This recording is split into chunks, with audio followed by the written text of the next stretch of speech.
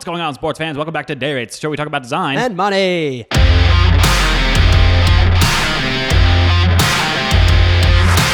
What are we talking about today, Miles? I don't know. We definitely didn't record this once, fail, and then start again. I'll tell you that much right now. Yeah. Today we're dealing with design fouls, which is when you fuck up on the field. And by the field, I mean behind a computer. And I've already fucked this intro up, so I'm going to start again.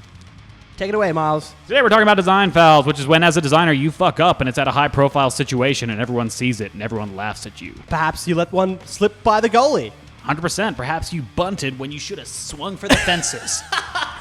That's 15 love. 1, 2, 3, 4. Who's first on the pitch? First on the pitch is the ASIC rebrand. Oh, God. A high-profile case. Seen in all the major newspapers. ASIC did a rebrand, spent $100,000 of taxpayer money. My money. A bit of his money. They ended up changing the font. Let's dive right in. Let's take a look at the logos. Okay, all right. Who is ASIC, Miles? ASIC's kind of people they deal with. I know they investigate people, whatever. They kind of keep an eye on businesses. You have to register your business through them. So think big business, thick briefcases, thick ties, stuff like that. Scary, scary guys. 100%. And obviously, they didn't want to fucking change their shit. 100%. They brought in a designer. They said, we're ready to modernize. And then the moment the process started, they're like, whoa. Up. Too scary. Green? Whatever agency picked this up, they got ripped on in the media, but I actually feel a bit bad for them. I don't blame them at all. Behind closed doors, we've had that many jobs where someone's like, we want to do something bold. You show them something bold, and they're like, what if we did something like we're already doing it? We love it. Just take it back. Yeah, exactly. Bring it back just a little bit. Wind it back. A little bit. Wind it a back. little bit. Wind it a back. little bit. You gotta feel bad for them, and then this is like high profile. One journalist would just be like, see this new fucking logo, and then all of a sudden you're getting ripped on by Daily Telegraph and all kinds of shit. You can't really hide it, eh? No, you can't hide it. I like the new font they chose. The font's fine, but I think maybe they should have dropped that stroke around the outside at least. Honestly, that would have fucking done it. No one would have questioned it at that point. They're like, simple, sleek. I love it. What are we, Apple? I feel bad for them. I don't think they did anything wrong. I honestly think it's just a government thing where they're just scared of change. It's true. All right, so the call is a foul. Foul. All right, that got sticky around the wickets. Let's move on. Sports? Someone say sports? This is actually relevant. Nothing says sports like the Olympics. Am I right, Miles? Certainly, the Olympics is where people go to do sports. And so a logo for the Olympics is a sporting-related logo and piece of design. So yeah, next we're talking about the London 2012 Olympics logo. Now, if you bring this up, it looks fine. I think, I showed you at first and you didn't see anything wrong with it right away. At first I was like, don't like it. Don't like it. It's terrible. But that was it. And I mean, it's not so bad. It's just, it feels really like 90s or something. They overshot. They definitely overshot. But across several meme pages, it became clear that the silhouette kind of looks like someone blowing someone else.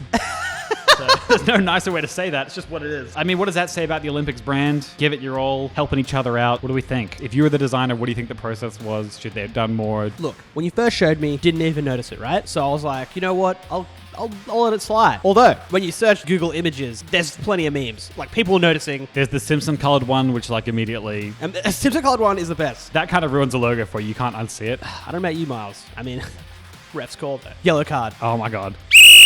Yeah, I'm with you. This is kind of a yellow card. I don't know. You have to check your logo to make sure it doesn't look like something rude. People will naturally try to see a dick in your logo or something like that. But yeah, I mean, you really have to double check everything like a million times and, These are all so high level. It's like the government is letting this slide. I can't really blame the designers so much. It's just the people that are like, yes. This wouldn't have been their first pitch either. I don't know how it landed on this one too. I don't even love the logo. Nothing about that says London. But yeah, I'm with you. Yellow card. All right. Let's jog on. Okay, let's take a look at our next one. We're bringing it home. We're bringing the trophy home for this one. The green and the gold. The baggy caps and the stars that you love. Brett Lee's there. He's having Weet-Bix. He's having a lot of Weet-Bix. And this is the kind of stuff he might get paid for an ad like that. Okay, so the newly redesigned Australian $50 note. Yes. Spelling error. My God. I mean, you don't see it straight away. You really have to zoom in on this shit, but that's no excuse. Paper money. But you're in Australia, so plastic money. They spelled responsibility wrong. It says responsibility. Now, your responsibility as a designer is to look out for spelling errors. Once again, the government, highest level. Just don't even work with them. Apparently, it's a jinx. It's cursed. Designers don't like to check their type. I don't like to ever spell check anything, but I know I should. If we ever get edits like that, there's always at least one spelling error, I swear. And you feel like a fucking idiot. Oh, yeah. Also, who designs money? This is a very niche skill, and I have no idea now. We're an agency that purely designs money. If only we did any research before this episode, we could have that information right now. But then it wouldn't be day rates, would it, Miles? It's true. Yeah, so, I mean, look. It's a red card, though. It's a red card. Oh my God. All right. It's enough of that money stuff. This is the post that started the whole idea for the episode. Plus also, Joel wore that shirt yesterday. Yes, the Slack Microsoft animation debate. A long beef. Whose side are you on? My wife, weekly shout out, nice lady. Hannah pointed this one out to us. There's a great piece done by Slack. We've talked about it before. We've talked about it before. It's pretty straightforward though. Like the concept has been done before, definitely. Like balls rolling around. Guess what? It's the easiest thing you can make in 3D. So everyone likes making stuff that's ball based because insert sphere, hit render, you're done. But they did a really nice one. Color's really good. Texture's really nice. Really well done. All of emotionographer, all that kind of good stuff. And then Slack puts this out on Twitter, which shows that Microsoft has basically ripped off the whole idea. Legit. Like, to a T. It's 100%. crazy. I mean, it really is. Like the color palette's very similar and stuff as well. So savage to put this out to this post. How do you get away with this? Well, they didn't. Someone had to edit this video together too, just to show the similarities. Realistically, they had about 4 scenes there that were very similar. So I'd be curious to see the whole Microsoft piece. Is it out? It must be somewhere. Anyway, another really high-profile fuck-up. Yeah, and this one, I feel like this is almost worse than the other ones because this is the corporate space. This other designer very clearly ripped off the Slack one. Yes. The shot similarities are just, it's far too much. I wonder how that got past anyone and why the designer think it would be okay to steal something so directly. In every other one, I've been on the designer's side. This one,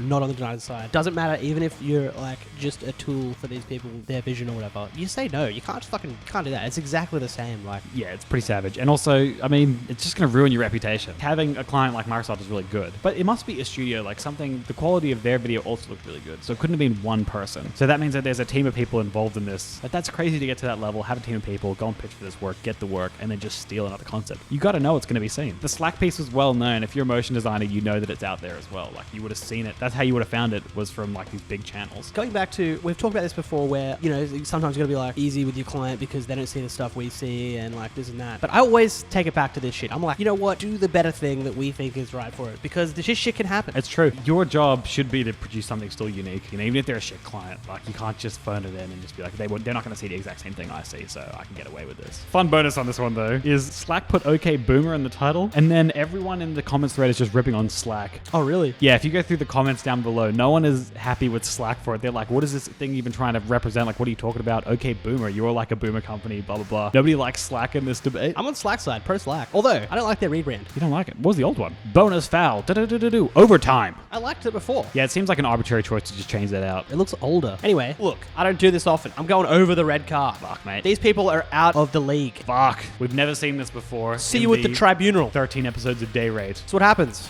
Oh, God. Sent off. There you have it, folks. If you do the crime, you're playing sports.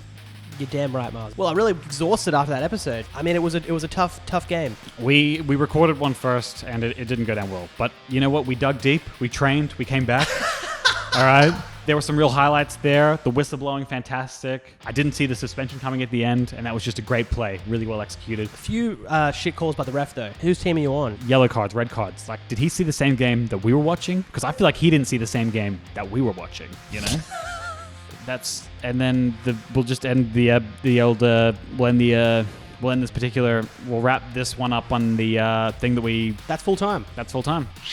As we say at the end of every episode, Kick the ball to the player that is the furthest from the place you're kicking it from. You can't get any more sports than the Olympics.